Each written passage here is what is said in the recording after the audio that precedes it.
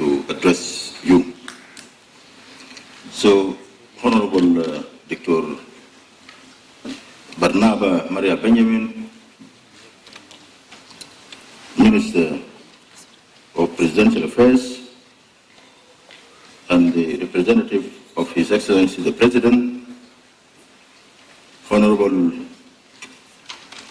Port Kang Chol, Minister of Petroleum, and the host, colleague ministers present here, organizers and partners, invited guests, ladies and gentlemen, I'm very happy and pleased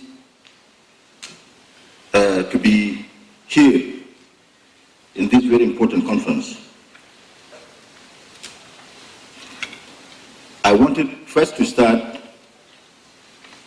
by congratulating my colleague, Honorable Port, for regularly organizing this very important conference.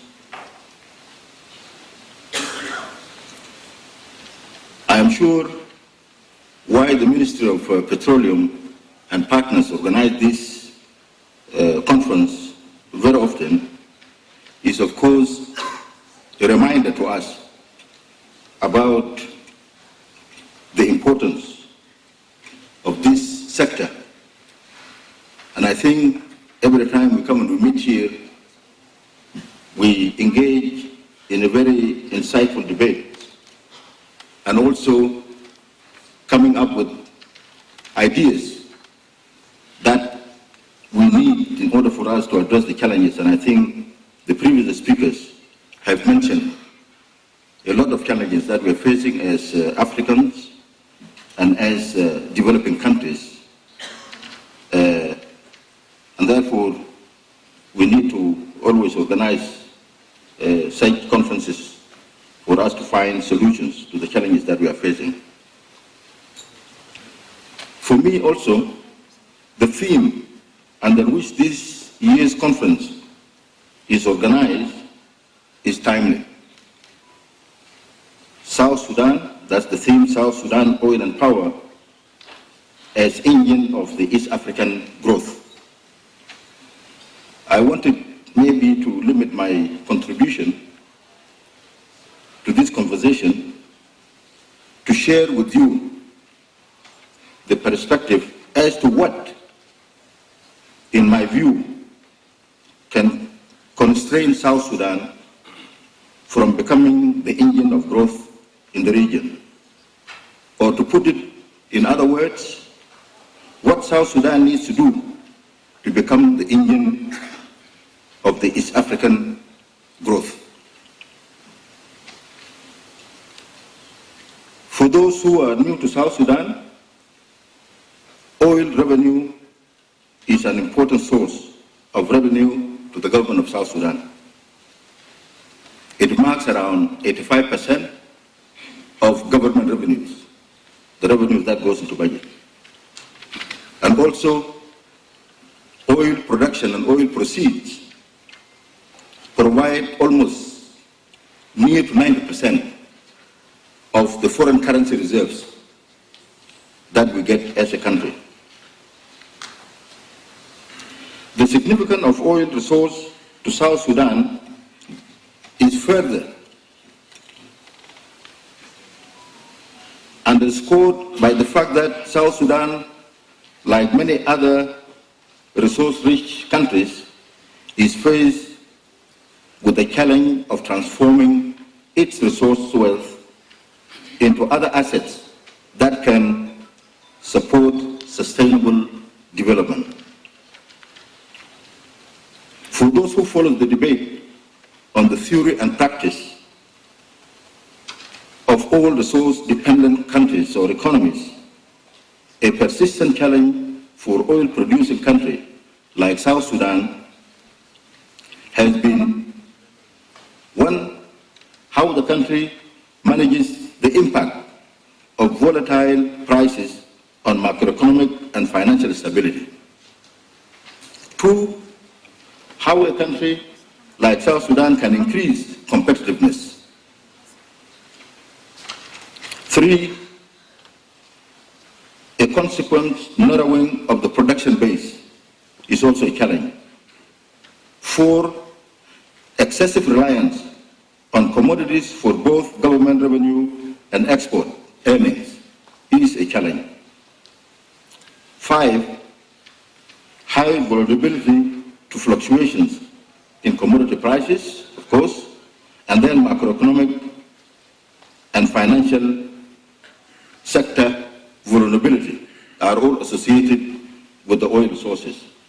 And of course, there is also a challenge of rent-seeking behavior that can undermine governance and exacerbate the difficulty of building robust growth and enabling institutions. But perhaps the most fundamental challenge that a resource oil dependent like South Sudan can face is how to ensure that the resulting wealth is used wisely and shared fairly across the sectors of the society. To become an engine of growth, therefore, we must use oil resources to tackle constraints on growth and development and to create decent jobs needed to raise the living standards of our people. That we need to use the money to fuel, that's what we have been saying in theory, and we need to do that in practice.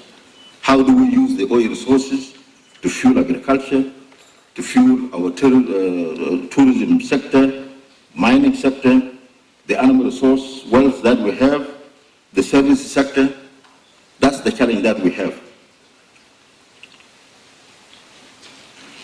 Of course, these issues that I have mentioned underscore the importance of having a right macroeconomic policies to properly address these challenges. Without such policies, oil-producing countries, Sudan and South Sudan among them, runs a risk of contracting what is popularly known as Dutch disease. And the Dutch disease, I think for us in South Sudan, we can say it is real. It is where we put all our energy on oil and we neglect the other sectors of the economy. And therefore, such dependency slows productivity growth in other sectors of the economy. And this weakens the competitiveness and holds back economic diversification, leaving the economy overly dependent on oil. Becoming an engine of growth, therefore, calls for a holistic approach to the challenges of volatility, of the price volatility and uncertainty that is associated with resource or oil wealth management. Many countries deal with the unforeseen swings in resource envelope by building up buffers and reserve funds to smooth the consumption spending. Of course, this is, we have always a debate of whether putting some funds aside for precautionary motives is a good thing or not. And I think we confuse it sometimes with also putting resources aside for what is normally called future generation. One time I think we were discussing with one of our good friends, and we were talking about the Future Generation Fund. But he was saying that future generation, this future generation can take care of themselves. Our grandfathers never left anything for us, so they will take care of themselves. But that's an argument. But it is very important that always we save for precautionary motives. And precautionary mode is for you to put something aside so that if the worst came, then you are able to handle that. Even in our own houses, we do that. For us in South Sudan, the case and the unfortunate security situation happening now in Sudan is a real reminder that saving for precautionary motive, for precautionary happening is indeed a very important one. Also, we can save, but also we need to have a strong commitment to good governance, how we manage our resource, our oil resources, revenue, and for us to do that, institutions are very important, because institutions with a high level of accountability are key for us to managing resources like what we have.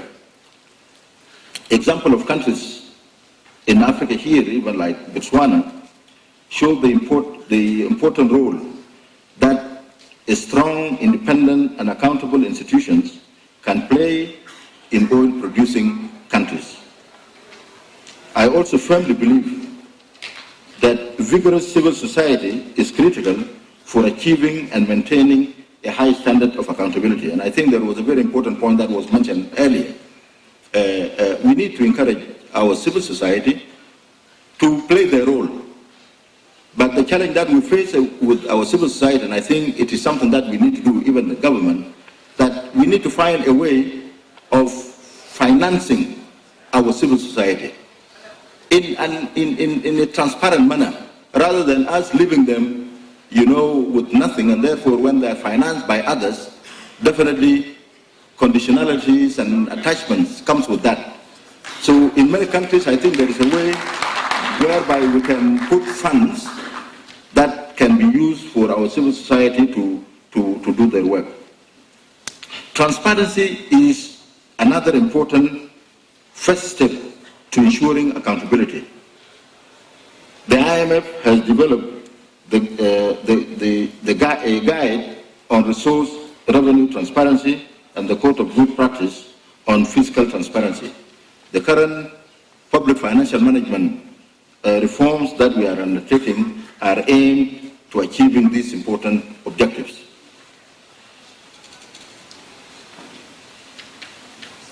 Of course, all what I have said should be supported with a strong fiscal, monetary, structural reforms that tackle constraints on economic growth, and then build a strong institution, as I said, and improve the business climate. So mainly, in order for us to make this oil revenue to help economic growth and to improve the living standard of our people, we need to focus on issues, like I said, fiscal policies need to be reviewed so that we put into account the constraints and the uncertainties that are related to oil revenue.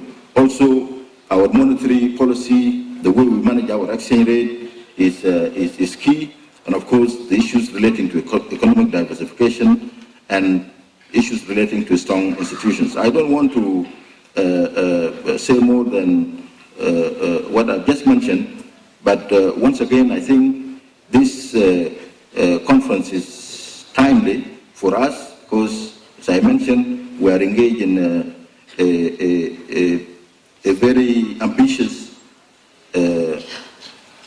public financial management reforms, which is a part of our commitment to implementing the current peace agreement, the peace that we are implementing now in the country. And therefore, I would be looking forward for this, for the deliberations in this 2-day conference, and I'm sure a lot of recommendations will come out of this. We'll be very happy to have them and maybe take what can also add to the reform that we are doing so that we can ensure that oil and petroleum revenues in our country here are of benefit to our people. Thank you very much.